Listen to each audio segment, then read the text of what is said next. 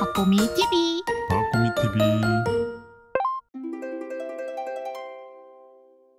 안녕하세요, 박보미입니다. 오늘은 연금저축 시리즈 7번째 시간입니다. 안녕하세요, 깻님님. 안녕하세요. 자, 오랜만에 하는데요. 제 기억에 5편 하고 나서 6편 할 때도 한 두어 달 걸렸었는데 6편하고 7편 할 때도 지금 한 두어 달 지난 것 같아서 이 연금저축 시리즈를 기다리셨던 분들에게는 좀 늦어서 죄송하다는 말씀을 먼저 드리고 싶습니다. 자, 오늘 배울 내용은요. 바로 직전까지 뭘 배웠는지 기억 잘 안 나죠? 보면 알죠? 봐야 될 게 늘어났어요. 6개. 대략적으로 제가 훑어봤거든요. 오기 전에 훑어봤더니 연금저축을 왜 해야 되는지, 그 연금저축을 하게 되면 한도가 뭐고 얼만큼 넣고 어떤 세제 혜택을 받고 어떻게 수령하게 되는지까지 수령까지 다 했고요. 그 과정에서 있는 전체적인 세액공제 얘기, 과세 이연 얘기, 저율과세인 그 수령 얘기까지 이렇게 쭉 전체적으로 다 훑었습니다. 그래서 이제 연금을 왜 해야 되고 어떻게 하면 되는지는 알 것 같아요, 다들. 자, 연금은 돈을 넣는 것까지는 의사결정이 그렇게 어렵지 않습니다. 오늘 배우는 이 내용이 아마 연금저축의 가장 핵심적인 내용이 될 것 같습니다. 오늘 배울 내용은 연금저축의 운용입니다. 자, 운용이라는 말이 이게 투자업계에 쓰이는 용어예요. 매니지먼트죠. 운용이죠. 이거 아주 많은 사람들이 어떻게 생각해요? 운영으로 착각해요. 이건 오퍼레이팅이죠. 그거랑 다른 개념이란 의미입니다. 자, 매니지먼트, 자산 운용, 에셋 매니지먼트의 이 개념에서 운용이라는 것은 상품 사는 거? 그런 거 전반적으로 다 포함하죠. 상품을 선택하고 알맞게 기대 수익률을 잡고 포트폴리오를 잘 갖추어서 리스크 관리를 해주는 그 일련의 모든 것들을 운용이라고 부릅니다. 그래서 우리는 요거 헷갈리지 맙시다. 운용이랑 운영이랑은 다르다는 거죠. 이제 우리는 연금 운용을 해보겠습니다. 자, 우리가 배웠던 내용들을 보게 되면 연금을 30살에 가입해서 55세 은퇴하더라도 65세에는 국민연금이 나올 것이고 80세에 만약에 연금 개시를 하게 되면 그거를 100세까지 받다가 쓰고 그때 즈음에 만약에 사망을 하시게 되면 남은 자산은 상속이 되도록 이렇게 하자라고 말씀을 드렸습니다. 자, 연금의 활용법은 되게 다양하다고 말씀드렸지만 지금처럼 이렇게 국민연금과 나의 연금 사이에 갭을 메꾸는 것보다는 이렇게 많이 모아서 내가 80세 이후에 100세까지, 왜냐면 깻님은 120살까지 산다고 말씀드렸죠? 네. 기억났어요? 몇 살까지 살 것 같아요? 그냥 한 100살 전에 100살 전에 뭐요? 100살 정도만 살면 되지 않아요? 그게 원한다고 그렇게 100살까지 살아져요? 아니 120은 너무 긴 것 같아요. 그렇게 생각하지만 인간 본연의 욕구입니다. 아, 오래 살고 싶은? 근데 그 나이 되면 또 오래 살고 싶겠죠? 맞아요. 저도 그런 생각 많이 했죠. 우리는 어릴 때는 그런 얘기 많이 했을 거예요. 불같이 살다 뭐 가자 뭐 이런 말도 안 되는 얘기 하잖아요. 근데 아니에요. 진짜 우리가 지금 어려서 그런 생각하는 걸 수도 있는데 100살, 120살이 그렇게 중요하지 않아요. 건강하게 120살까지 있느냐, 건강하지 못한 채 100살까지 있느냐가 훨씬 중요해요. 훨씬. 그 건강하다는 것은 연금과도 직결된다고 저는 생각을 합니다. 왜냐? 몸이 아프면 돈이 들어가잖아요. 간병을 받아야 되겠죠? 치료를 받아야 되죠? 그런 것들에서 이 돈이라는 문제는 떼놓을 수가 없어요. 우리가 얼마 전에 김경록 박사님께서 나오셔가지고 지금 60년대생 800만 명이 넘는 사람들이 은퇴한 얘기 해주잖아요. 그들의 미래가 갈라지는 건 그들 다 비슷한 수명을 가질 겁니다, 아마. 하지만 노후를 결정하는 것은 저는 이거라고 생각을 하고 싶어요. 만약에 아프더라도 이 돈 문제가 없어야 그래도 마음 편히 해결할 수 있잖아요. 그래서 연금 정말 중요하다고 다시 한번 강조를 드리고 싶습니다. 많이 모아야 되죠. 자, 이렇게 돈 넣을 때는 세액공제, 돈 굴릴 때는 과세 이연, 연금 탈 때는 저율과세, 돈을 붓는 것부터 타 쓰는 것까지 모든 과정에서 세제 혜택이 들어가는 게 연금저축이라고 배웠습니다. 그럼 오늘 내용은 여기입니다. 자, 돈 굴릴 때는 과세 이연을 해준다고 했잖아요. 과세 이연이라는 말은 그 안에서 수익 나면 세금 안 내고 쭉 밀어준다, 연금소득세로 밀어준다, 이런 내용이었습니다. 그러면 굴릴 때는 어떤 걸로 굴리냐? 그 고민이 엄청 본연의 고민이 되죠. 펀드로 굴릴지, ETF로 굴릴지, TDF로 굴릴지, 예금으로 굴릴지, 채권으로 굴릴지, 이거에 대한 고민을 해야 될 것이고, 요거는 대략 몇 년 하게 되죠? 대략 몇 년일까요? 30년? 30년 하게 될 것 같다. 사관님은 몇 년 운용할 것 같아요? 연금 운용 신경 써야 될 게 몇 년일 것 같아요? 40년? 40년? 다들 통이 다 작아지셨네요. 70년? 70년? 자, 깻님은 20대니까 만약에 이 즈음에 연금을 개설했어요. 그럼 지금부터 붓기 시작하잖아요. 그럼 이게 한 1,000만 원 돈이 될 때까지는 몇 년이 걸릴 거기 때문에 이게 확 와닿지 않을 수 있거든요.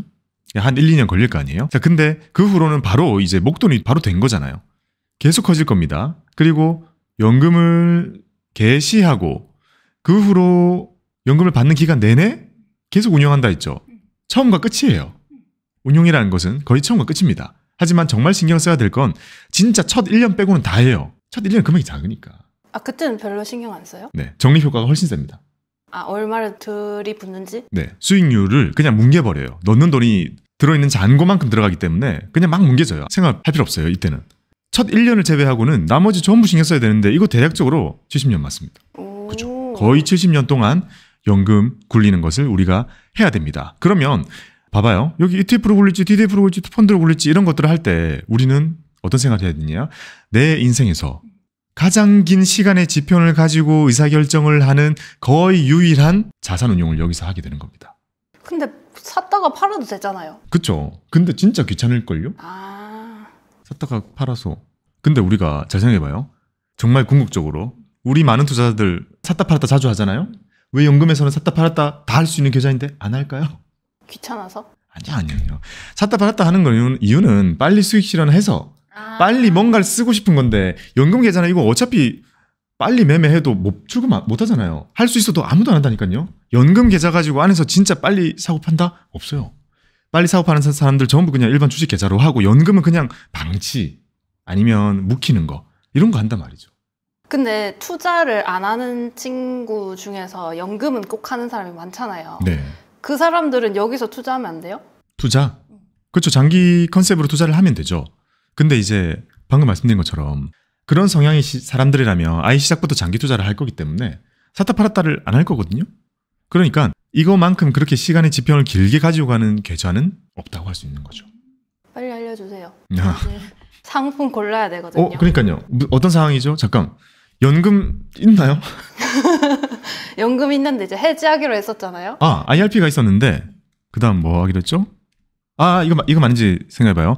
IRP가 있는데 실수로 돈을 많이 넣었는데 IRP는 중도 출금이 안 되기 때문에 돈이 잠겨 있었는데 해지를 하려고 그랬더니 소득 증빙할 수 있는 게 아직 없어가지고 일단 기타 소득세를 떼고 돌려준다 해가지고 나는 그거 싫다 해가지고 7월달까지 소득 나올 때까지 기다렸다가 7월달에 소득이 나오면 그걸 제출하면서 16.5를 떼지 않고 온전하게 출금한 다음에 연금저축을 트겠다. 맞나요? 네.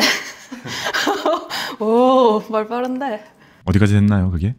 그러고 이제 해지를 하려고 했는데 제가 계좌를 최근에 열어가지고 8월로 미뤄야 될 것 같아요. 근데 어쨌든 상품을 미리 골라놓으면 되니까. 그럼 IRP는 지금 어떻게? IRP는 그대로 해지가 안 된 상태로 있는 거죠. 소득 서류는 나왔어요? 찾아봐야죠. 소득 서류는 홈택스에 들어가가지고 위에 검색해보면 세액공제 등 소득공제 확인서라는 게 있습니다. 그거를 제출하면 돼요. 자, IRP 이제 해지를 할 거고 지금 한 달 1계좌 계좌 개설하는 것 때문에 지금 기다리고 있는 상태. 그래서 연금 열 거고 이제 채워서 넣을 거잖아요. 연금 얼마나 넣을 거예요? 근데 또 마음이 바뀔 수도 있어요. 왜요? 그 계좌의 특징이 따로 있다고 하지 않았어요? 오늘 안 배워요? 운용에 대해서는 사실 큰 차이가 없어요. 그렇게 큰 차이가 없습니다. 그 설명해 드릴게요. 왜냐하면 상품이 디테일한 거는 다른데 이 90%가 비슷한 계좌라고 했잖아요. 그 면에서는 이 90% 동일한 걸로 운용에 대한 거는 일단 거의 다 해결돼요. 자, 연금 개설하시고 연말까지 돈 팍팍 넣어야죠. 자, 가보겠습니다. 연금 굴리기입니다. 연말정산 받을 때 연금저축 없으면 돌려받을 거 없잖아요. 연말정산 두렵지 않아요? 저 두려워해야 돼요? 크게 한번 배탄해봐야 되겠군. 크게 많이 배탄했다는 건 뭘 뜻하죠? 연금저축을 안 했거나 소득이 많아졌다는 걸 의미하는 거죠. 많이 쓰면 많이 써도 소득공제로 커버될 수 있는 최대치가 얼마죠? 얼만데요? 2,500만 원. 2,500만 원. 만약에 연금이 4천만 원인 사람과 1억인 사람 둘 다 소득공제로 깎을 수 있는 건 2,500만 원이 끝이에요. 그 나머지 플러스는 그 넘은 거는 세액공제가 필요합니다. 그러니까 저건 뭐냐면 소득공제의 최대 한도예요. 소득공제. 소득공제라는 건 내 소득을 줄여주는 공제잖아요. 뭐 청약을 하든 뭐 신용카드를 쓰든 이거 다 소득공제잖아요. 소득공제는 누구에게나 똑같은 최고 한도가 있어요. 2,500만 원. 최대 캡이 있어요. 봐봐요. 지금 요거는 안 변하고 있잖아요. 소득공제 2,500만 원은 안 변하고 있어요. 그럼 봐봐요. 지금 옛날과 달리 최저임금이 계속 올라가고 있잖아요. 지금 만약에 풀타임으로 우리 회사에 들어온다고 해도 아마 진짜 웬만한 회사를 가더라도 진짜 2,600은 일단 넘을 거예요. 거의 3,000 가까이. 이게 아마 초봉일 것 같거든요. 자, 요 정도예요. 그러면 소득공제 2,500만 원 가지고 깎을 수 있는 한도는 뭐 비슷하다고 볼 수 있겠죠? 근데 이제 시간이 더 지나서 여기서 이제 직급이 올라가지고 5,000 이렇게 됐어요. 그래도 소득공제 한도는 여전히 2,500만 원만 됩니다. 그러면 5천만 원 중에 2,500만 원은 소득공제를 깎아내고 나머지 2,500은 여전히 벌어있는 상태, 소득인 상태로 남게 되는데 이걸 줄일 수 있는 방법은 세액공제밖에는 없어. 세액공제는 연금저축이 거의 메인이기 때문에 연금저축을 하지 않는다. 그러면 연봉이 이 정도 올라간다. 그럼 대기업 다닌다. 이런 사람들은 이미 그 세액공제 제대로 안 받으면 많이 뱉어낸다. 라는 결과가 됩니다. 제가 강연 같은 거 가잖아요. 그럼 직원들이 쭉 앉아 있잖아요. 보통 뭐 공사를 가거나 공기업을 가거나 기관에 가게 되면 그 앉아 있는 분들의 소득을 대략적으로 어떻게 유치하는 줄 알아요? 연금 얘기를 만약에 컨셉으로 할 때 연말정산 뱉어내신 분이라면 많이 드는 회사는 여기는 급여가 되게 높은 회사구나 라고 생각할 수 있죠. 이것만 딱 봐도 알죠. 소득공제, 사람들이 대부분 소득공제만 알아요. 왜냐? 우리 옛날부터 투자를 안 하던 사람들도요. 신용카드 소득공제, 체크카드 소득공제 이런 거는 그 상식적으로 많이 알고 있었잖아요. 그래서 막 이게 쓰는 게 유리하니 이게 쓰는 게 유리하니 이렇게 했었는데 지금 보면 어때요? 둘 다 똑같아요. 큰 차이가 없어요. 중요한 거는 연금저축입니다. 결국 게임 체인저는 연금저축이었죠. 자, 너무 쓸데없는 얘기를 많이 했고 자, 본격적으로 연금 굴리기 들어가 보겠습니다. 저 연금 굴리기를 제가 쉬운 것부터 가장 보수적인 것부터 조르륵 말씀을 드릴 거거든요. 이 쉽다는 건 기대 수익률이 낮다는 것도 의미하고 안정적이다. 안정적인 것도 의미하고 일단 기본적으로 리스크 기대 수익률 다 같은 생각이라고 보면 돼요. 난이도나 이런 것도 마찬가지예요. 조르륵 순서대로 말씀을 드릴 건데 답 먼저 말씀드리고 갈게요. 자, 첫 번째는 MMF입니다. 그 생초보반에서 가르쳐준 거. 맞죠. 얼마 전에 영상 올라왔죠. 두 번째는 금리형 ETF입니다. 세 번째는 TDF입니다. 네 번째는 자산 배분입니다. 다섯 번째는 시장 ETF입니다. 여섯 번째는 가치 투자예요. 자, 요렇게 봤을 때 제가 최근에 말씀드리고 있는 메시지와 일맥상통하죠. 제일 쉬운 거는 현금으로 거의 두는 거잖아요. 그게 MMF예요. 자, 거기서 한 발 더 나아가서 CMA 넣어놓은 정도는 우리가 얻자.